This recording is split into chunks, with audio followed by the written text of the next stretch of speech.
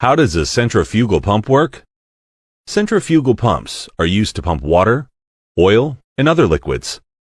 Let's try to understand why these pumps are designed to carry out the task of transporting liquids successfully. The main elements of a centrifugal pump are the casing and the impeller, which drives the liquid. The impeller is mounted on a shaft. The shaft can rotate on bearings. The power is transmitted from the motor, most often an electric motor, to the shaft. The impeller of the pump rotates, together with the shaft. The vanes in the impeller act on the liquid and make it rotate. The liquid particles are accelerated. As a result of the impact of the vanes, the energy of the liquid flow is increased.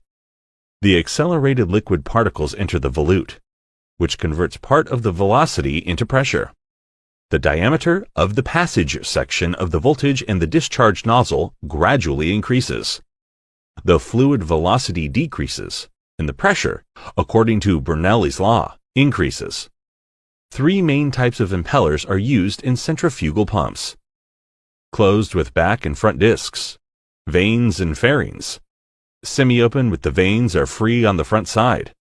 Open with the vanes free on both sides. If bearings support only one side of the shaft, the pump is called a cantilever pump. It is a versatile design that is used in small and medium-sized pumps. A heavy impeller cannot be cantilevered. In this case, the shaft is mounted on bearings and the impeller is placed between them. This construction scheme is well suited for double suction impellers where the vanes are placed on both sides. A double suction impeller allows liquid to enter the impeller blades from both sides.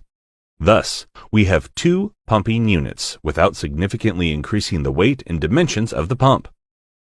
This scheme is relevant for pumps with high capacities because the pumping units are installed parallel. Multi-stage centrifugal pumps.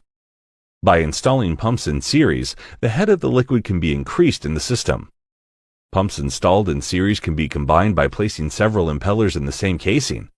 The liquid will go from the first impeller to the second one, from the second impeller to the third one, and so on.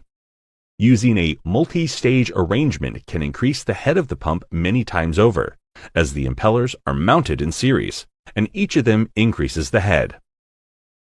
In multi-stage pumps, different impellers can be used. For example, a screw centrifugal pump has an auger on the first stage and a centrifugal impeller on the second stage. When the pump is running, the liquid flows continuously into the pump casing through the suction nozzle. But what happens if there is no liquid in the pump? For example, when the pump is first switched on, the pump casing will be empty. For the liquid to fill the pump, the pressure in the pump casing has to be lower than the atmospheric pressure. Then, the atmospheric pressure will cause the liquid to fill the casing. To reduce the pressure in the pump, some of the air has to be pumped out of the casing. Is an ordinary centrifugal pump able to do this? The answer is no, because the particles move in the pump due to inertia, which depends on mass. The mass of air particles is much lower than that of water particles, so it is impossible to pump air at speeds that a centrifugal pump operates at.